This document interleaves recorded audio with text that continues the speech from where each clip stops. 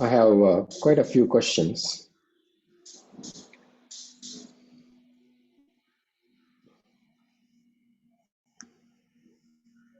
Before going into Bandha, we try to complete these questions.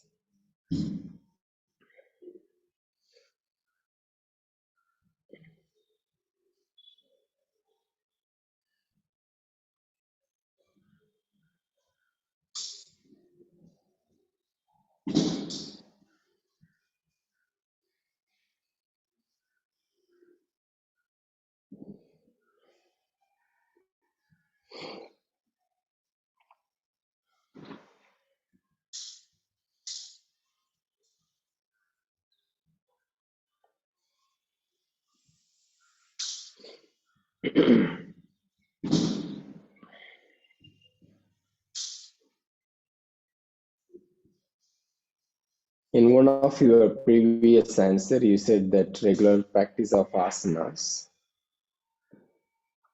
with a balanced sequence of asanas will help to improve difficulties in practicing pranayama. So what is a balanced sequence of asanas? How do I know? Because when I practice, I only follow the asana sequence the teacher has assigned. And after practicing, I feel healthy, light, and happy. But I don't know if this is called balance.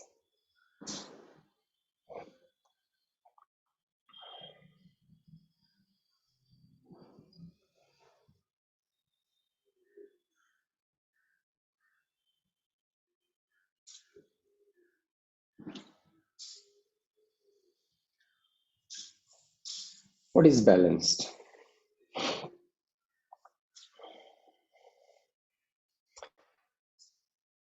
When you practice in classes, when you attend workshops, any programs, and also there is a given sequence given. There is a certain sequence given, and you just follow that sequence.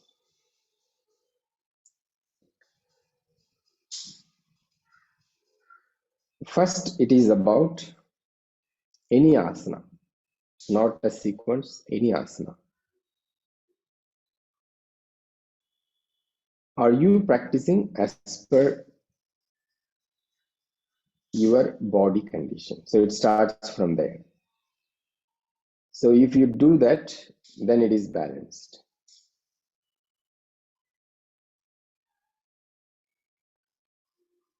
You may follow any sequence.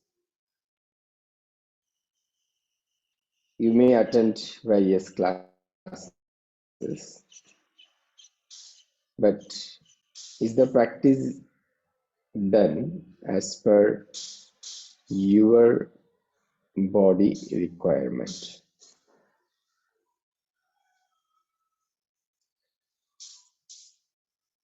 And also, the other factors, like when do you practice? Where do you practice?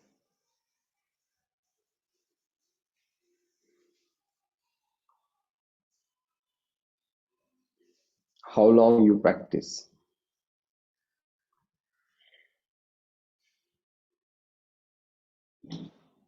Along with that, how do you modify the posture according to your body condition?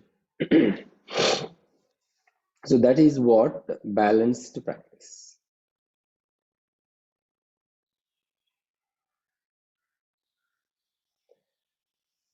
Overall, when you practice any kind in the class or some given sequence, definitely you will feel light. Definitely you feel certain joy. But it is not necessary that practice addressing the requirement of your body condition.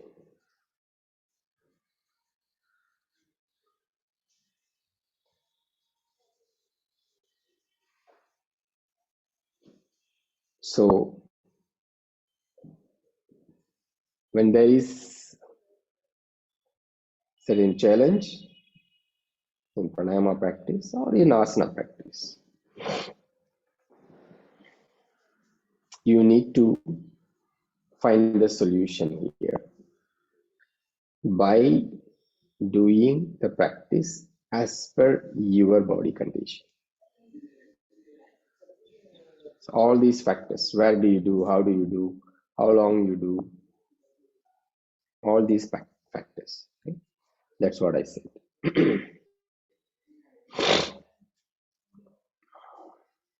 Okay, next question.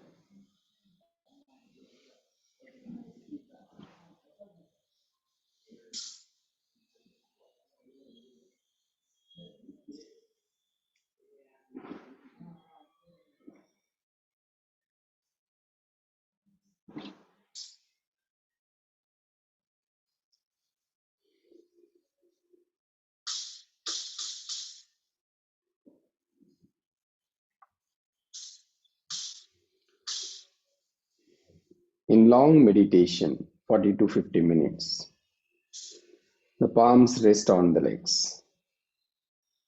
So fingers must be in chin mudra or leave it free. Because when I meditate within 15 to 20 minutes, hands still in chin mudra. But when I come into deep meditation, the thumbs and the index fingers separate without knowing about it. So what is the difference with or without mudra?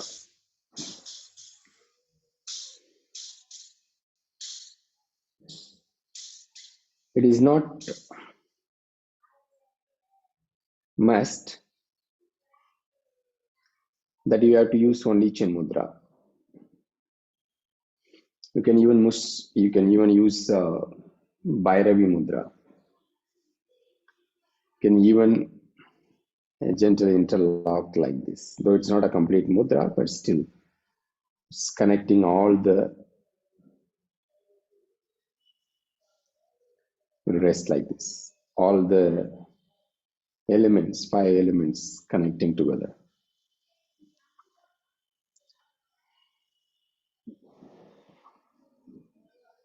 So when we keep the arms just open or connecting, just resting,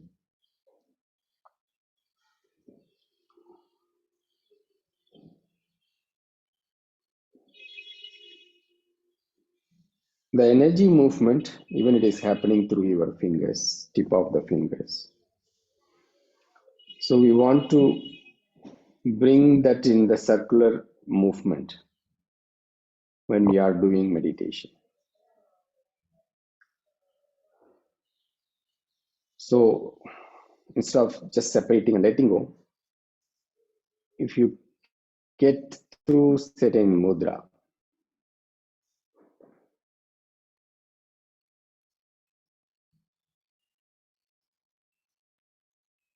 then this energy movement not going outward, it's circling within.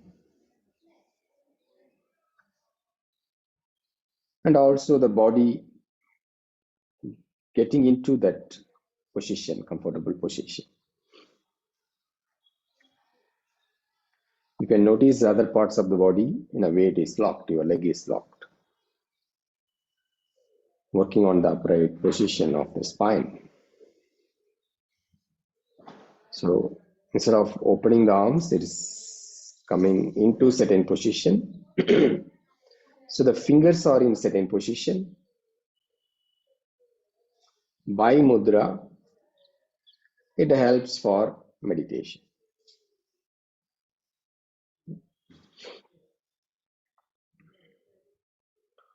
Do you hear a lot of other noise? Any other sound is disturbing? Okay. Okay.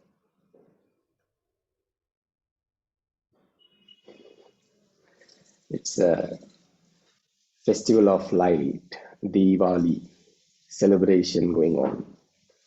So now and then you will get a lot of firecrackers.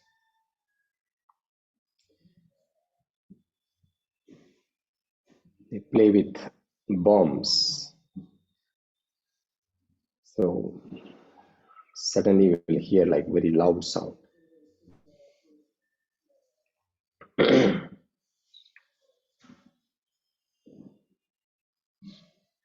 So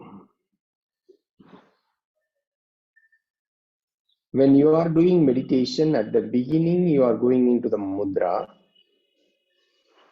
and afterwards, if you let go, I mean, if that's not continuously in that mudra, it's okay,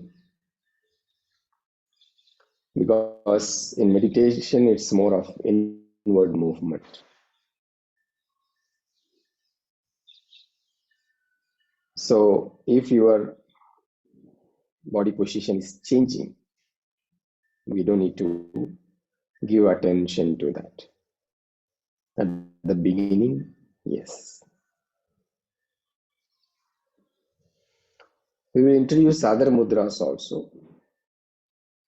Then if you use any one of those mudras, then you will see how it works.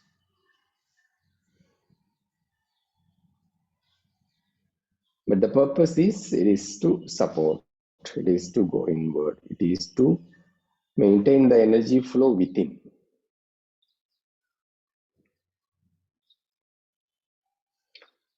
So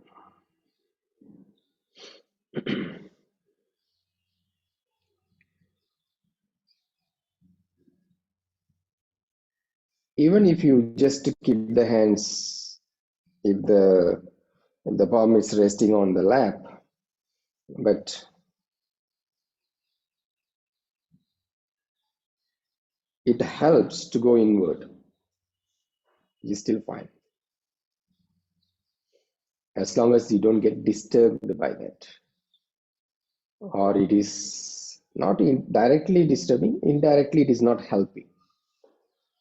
So that's for that purpose we are getting into samudra. So main purpose to support. Okay. So if it is happening without that, still fine. It's a small thing in the practice.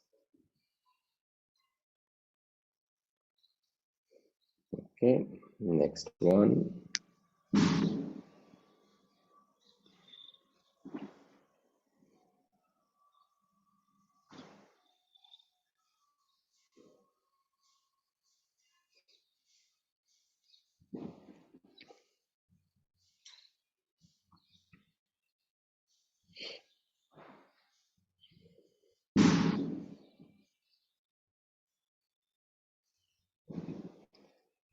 When performing chest lifting as you instructed, is the posterior thoracic vertebrae pushed more towards the front chest. Thus, I feel like the front chest is very wide open, but the back chest is slightly contracted. So is this correct? I still feel my breathing as you instructed, just a little worried about the back chest.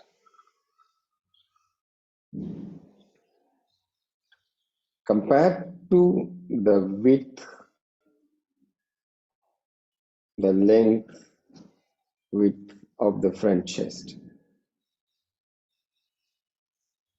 the back chest, because of that forward push, probably slightly less. But not necessary for everybody. There are people, they have the back is already very broad, it goes this way. So when the back is very broad, within that we have to lift the chest, especially bodybuilders. You see that. So that when they lift the arm, you can see that the back is opening more, front is a bit less. But As long as you don't overdo, it's fine. If you are not overdoing, it is fine. Means you don't push so much forward, you are changing the structure of the spine.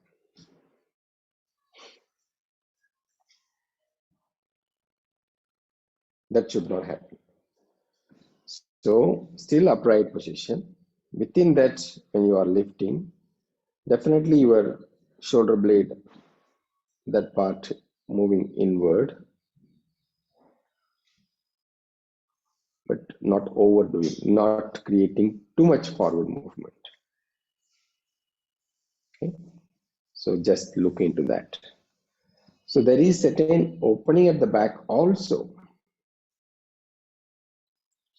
So it is balancing to the front as well as the back.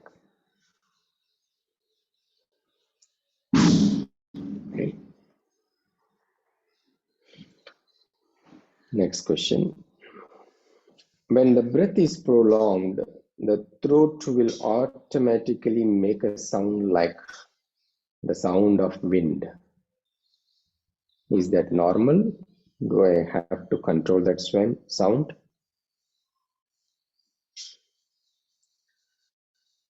Say, suppose you do exhalation.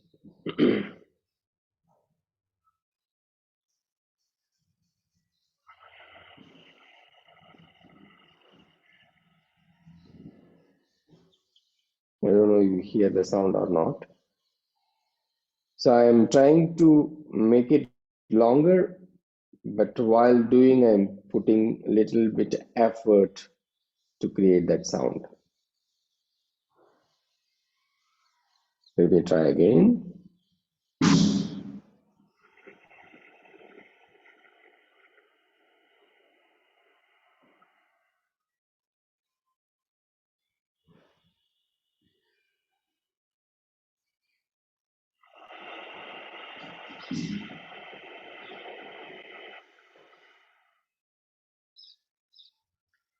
So this kind of sound, if it is this kind of sound,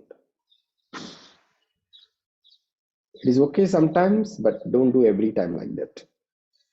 Simple reason, you are using more force, then that is not helping for pranayama, except sometimes.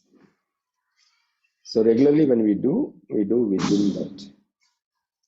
But if you don't use any force, and there you feel you get some sound.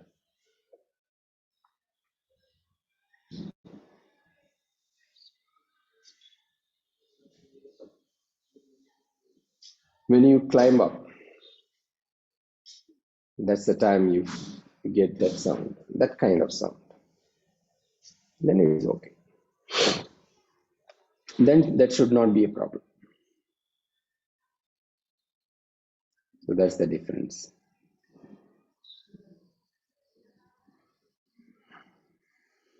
Yeah. So this kind of sound using certain extra force, so please avoid.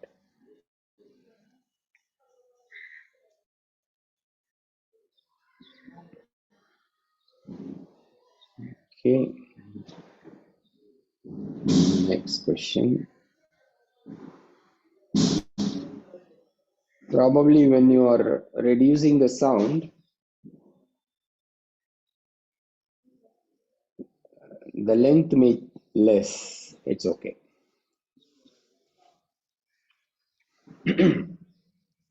You keep practicing that way. Within that, you will increase the length. Okay.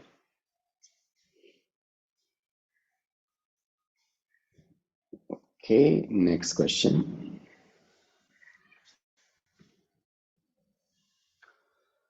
When just starting to practice Viloma,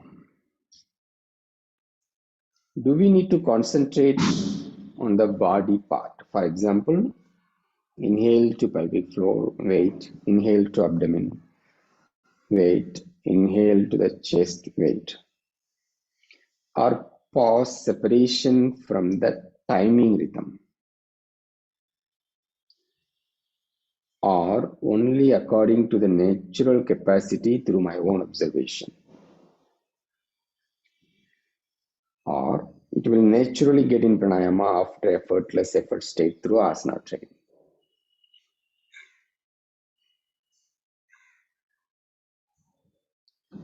Okay, first,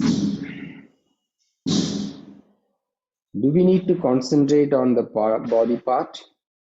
Inhale to the chest, weight. Inhale to the diaphragm, weight. Inhale to the abdomen, weight. Inhale to the pelvic floor, weight. That's one technique. That's one way. Just to connect the body movement with the breath movement, and also doing this Viloma action, Viloma Pranayama.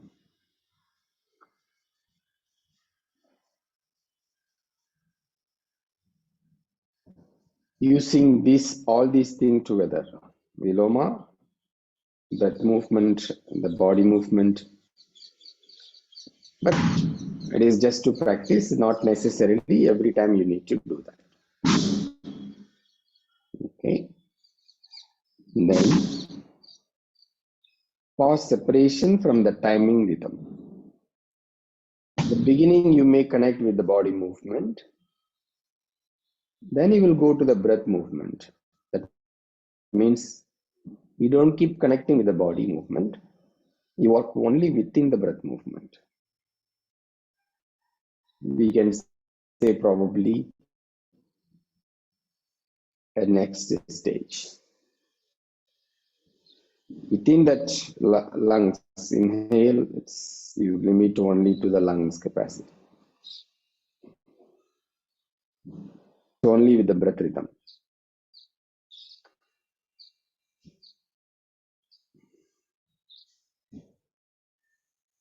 Or only according to the natural capacity through my own observation.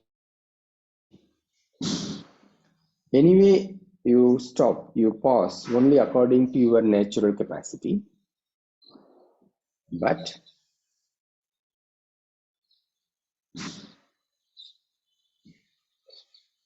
the rhythm of the breath has to be maintained.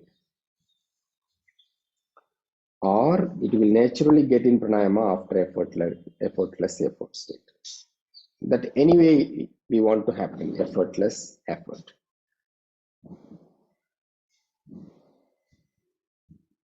But generally you can understand this way, we prepare the body. So even in pranayama, we connect with the breath flow first through the body movement. That's why we give attention to that force, how much we are using the body. So that as we progress, it will be effortless effort. So we don't put so much effort. So obviously, eventually we will go to this natural way. But initially it is body connection. Later it is only with the breath.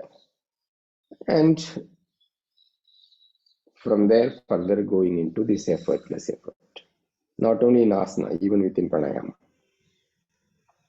Okay. Okay, I hope you understood. If you understand, if you bring that into practice, well and good. If you don't understand, ask again.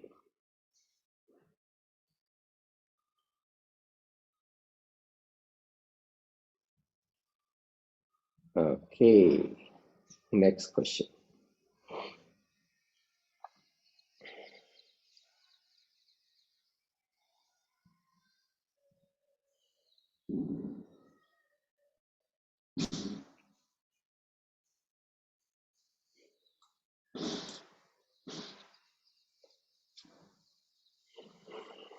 Okay, if you are sleeping, please wake up. If you are tired, pinch yourself, move some twistings, have a cup of coffee. If it is too late, have a cup of tea. Still, it is too late. Have a cup of hot water. If you still feel sleepy, you can bite a chili.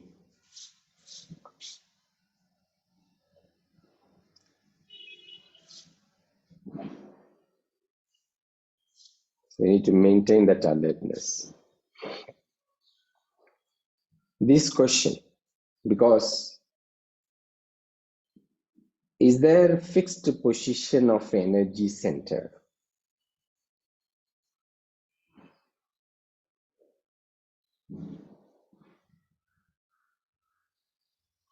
It requires a long, detailed explanation. Because the whole practice, whatever we do, asana, pranayama, meditation, everything,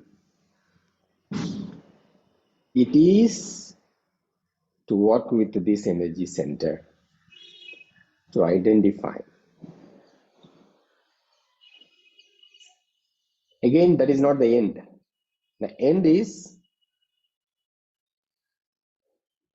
to know the existence of this whole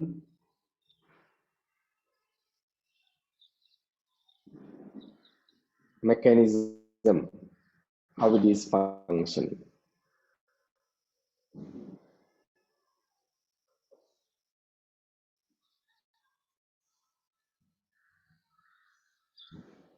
And that is the search of this unknown thing.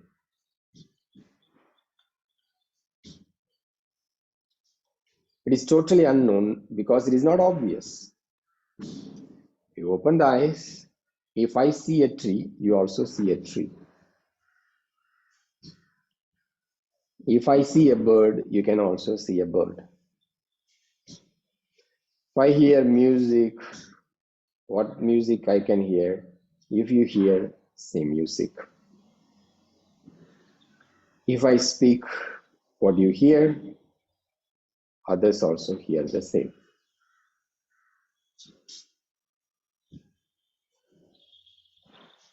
But when it comes to this inward journey, prana,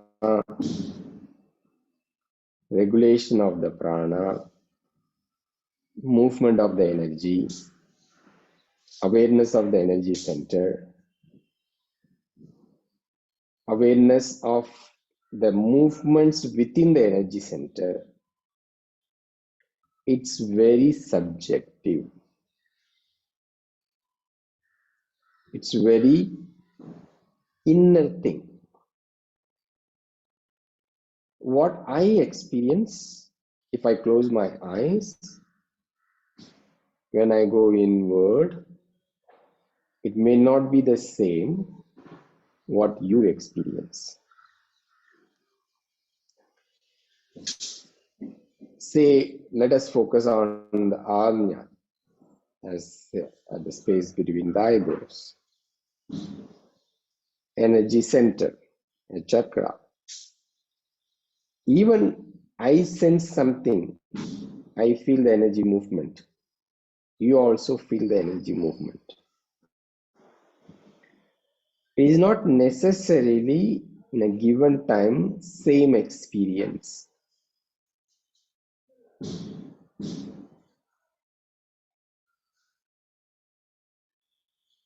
It works,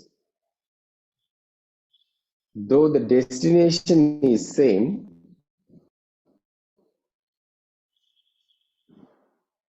the path, the route, the way we each walk is different. The main reason, every individual body is different, mind is different, their thought process, their samskaras, their impressions, past impressions, is totally different.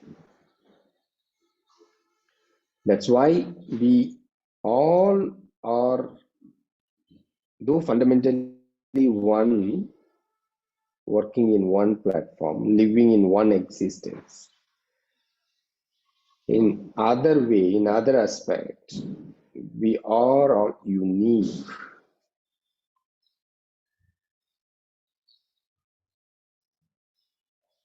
Every individual person has a unique thing, unique capacity, uniqueness.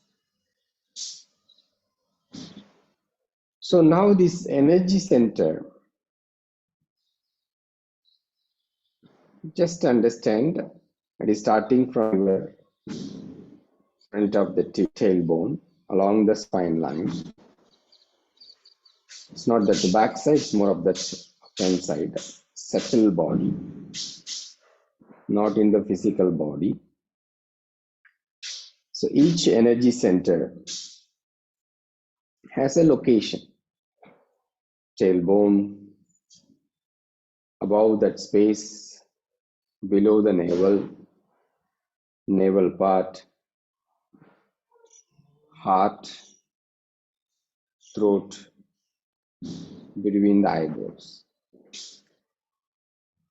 It is like a junction, major energy center, different the energy movements happening through different direction, and these areas, these centers, you can say it's a junction.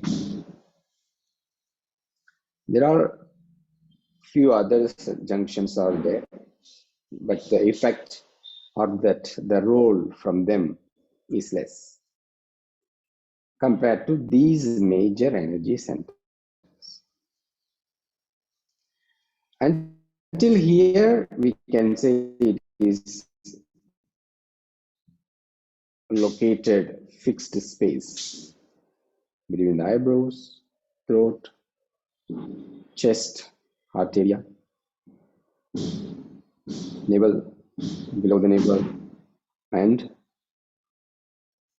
tailbone. When it comes to crown chakra, the energy center, it is not fixed here. In fact, it connects this whole space, we can say. And is furthermore from here, above the head, because it is connected with the subtle body, right? So these energy centers functioning constantly, it has its own role playing, but generally it is working only in the surface level. When our awareness turning inward and we start to travel in these energy centers, that's where our inward journey starts and going deeper through these channels in our subtle body. Then we are identifying the nature of the existence, because this energy center is not something idle, separate. This whole energy center, whole energy body, because not only these centers, this whole energy body has the connection with the universe, which means any bodies, different bodies, everything has interlinked, connected. That's why when we go into meditation, when it is taking us further deeper within our reality, then we see the nature of our life. Until then, we don't see, we don't really know. We live in the world in a very superficial way. Like we see the ocean, the waves going up and down, ships are sailing,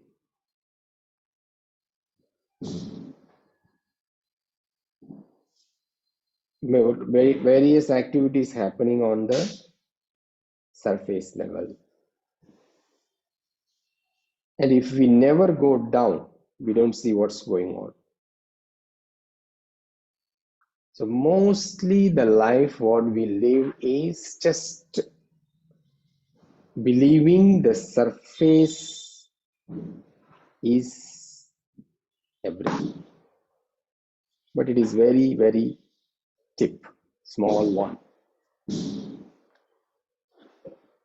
The actual life is how deep the ocean, like that deep downward. So many things going on there. So our existence, our life is like that, which we don't know. So when we start to go inward, like you jump into the ocean and you see plenty of life there, plenty of activities there, plenty of movements, fast, wide, deep, same. Our existence, our inner world also same. That's why we are connecting with these energy centers to know.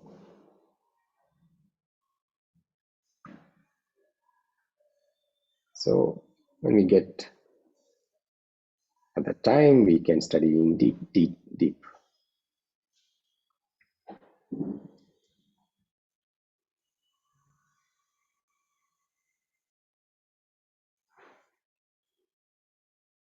Next question.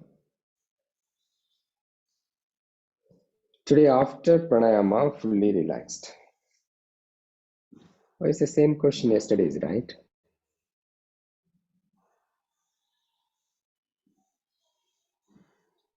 Yeah, this is same question yesterday.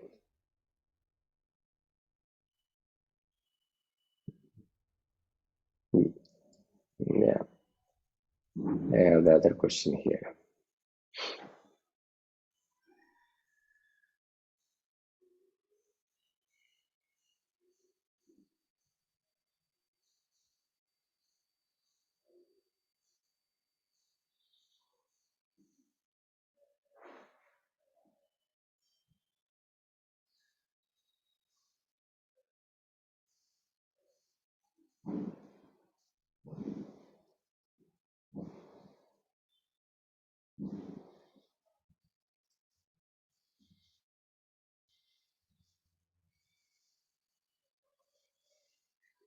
Why it is more difficult to exhale than inhale in Viloma? First reason, because you are pausing, you are interrupting. And also you need to check your natural breathing, which is comfortable for you. Maybe normal time your exhalation is comfortable, more longer. And here when we go in Viloma, that respiratory system condition changes. The moment you interrupt, exhale, interrupt, so the changes happening is not the same respiratory system condition like you do normal breathing. So because of that, and also you don't get the same length compared to when you do separately, normally when you do separately. So, but that will be changing after practice. because it is also sometimes difficult to inhale in the daily life. Sometimes go outside with the mask, feeling breath is not easy. Then I use Viloma to regulate. Inhalation will become easier immediately. So can I observe and regulate breath when with the mask? You can do that. Maybe the volume, the depth, probably less.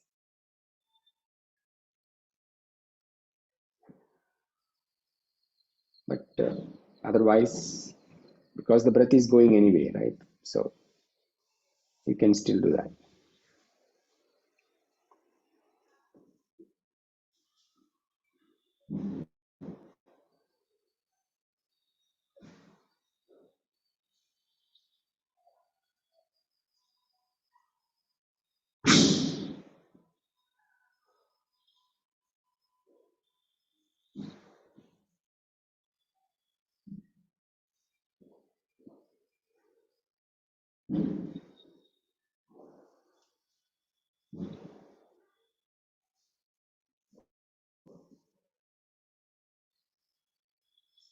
Okay, next question.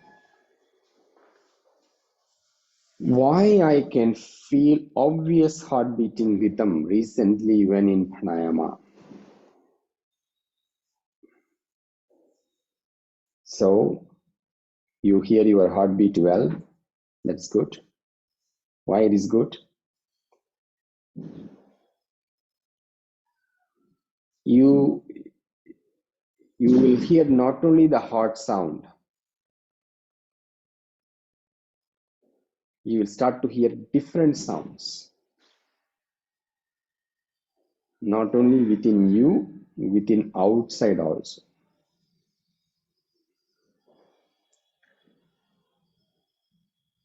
Sometimes you will even hear the digestion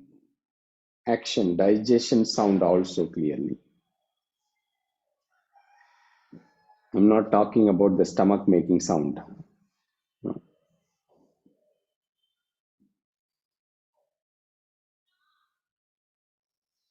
And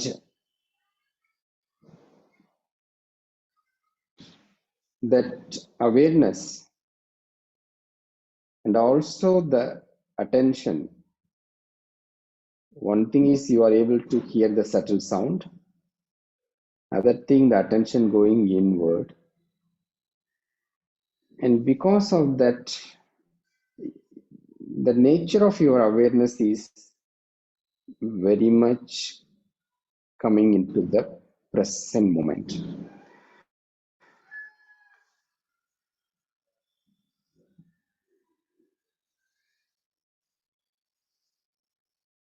You may also notice when you are in meditation, when you are in silence, you hear a constant sound. When our senses are involved on something else outwardly, that sound is not that louder, that clearer. But when you go inward, you shut the senses, getting into that calmness. And the more deeper you go into meditation, the sound which is there in this universe, you hear very, very louder. Whether you are in your own country, whether you are in any other country, whether you are in the marketplace, whether you are in toilet, whether you are in the mountain, whether you are in the seaside. The same sound It is there in this universe everywhere. You will hear very clearly.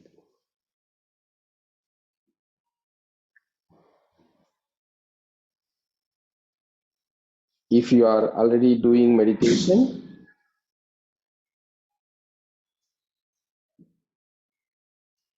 you will see the variation of the sound also in that. It's not the same, the decibel, the sound level is not the same. Sometimes so loud, sometimes mild, sometimes up and down. So it is very natural effect of pranayama practice, effect of meditation, the journey of inward direction. So enjoy the free music.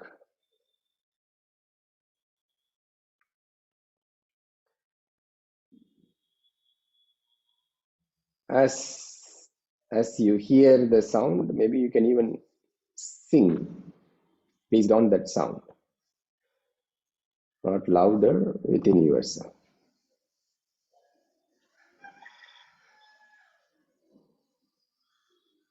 As I said, this is that unknown direction, unknown zone, unknown area we are traveling.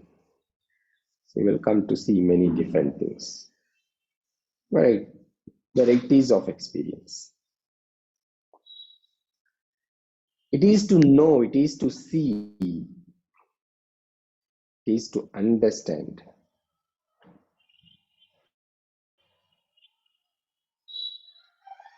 It is to realize the reality of life.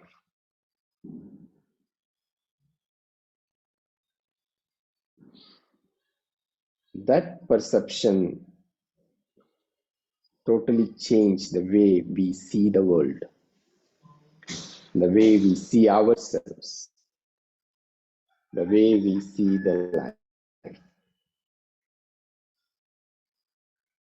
That's why when we say we are practicing yoga, which is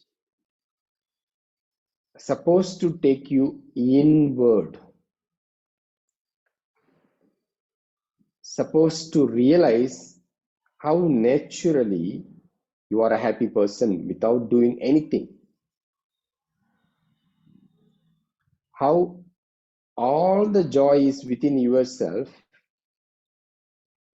so you don't really need to do anything to be joyful.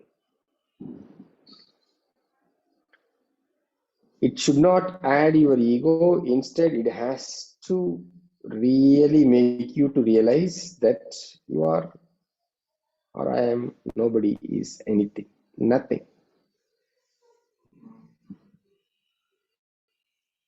Everybody doing something. Everybody have a role. So everybody doing something. Nothing is bigger than other thing. All are interconnected. It's not many lives. The whole universe is one life, constantly breathing, constantly alive, constantly moving, constantly changing.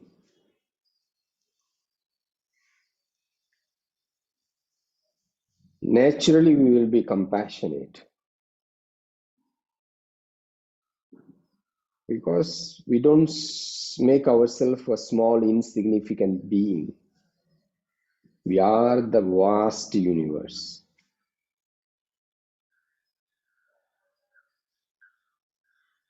So perception will drastically change.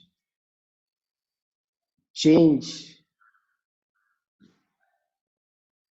not because I do yoga, not because I study yoga not because I read books, not because I listen from teacher, no, because of one's own realization, one's own experience of their existence.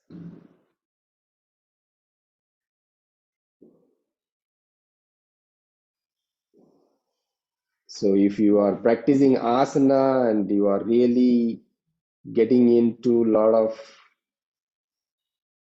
troublesome, painful movements or moments, I don't do this asana is not coming, or I am good in this asana, or I have to know all these various things. If it is adding your desires, if that practice adding your attachments, then we can say, okay, our direction is not where we want to go.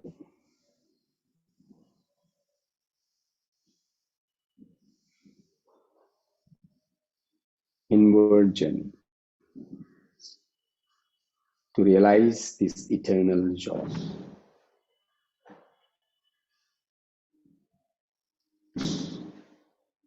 So in coming days, we will learn bandhas.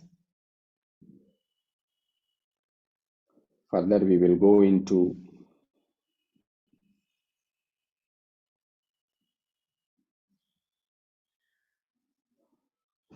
Surya Bedana, Chandra Bedana,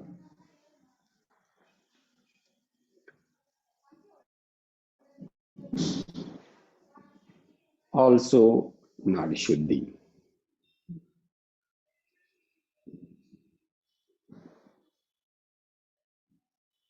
Though we are trying to do different techniques step by step, but the direction is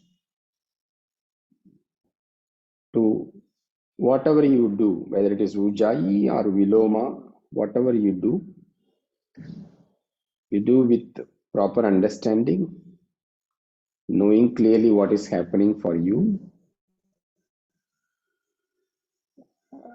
and not necessary you have to do all the techniques. Few techniques, good enough to continue the pranayama practice.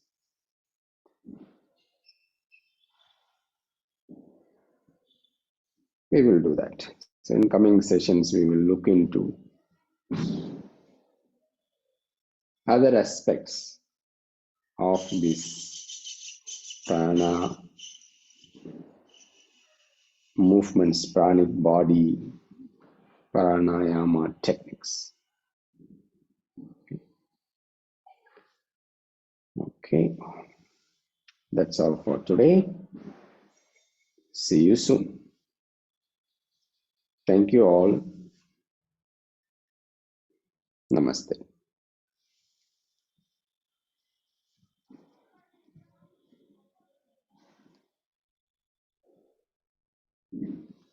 Thank you.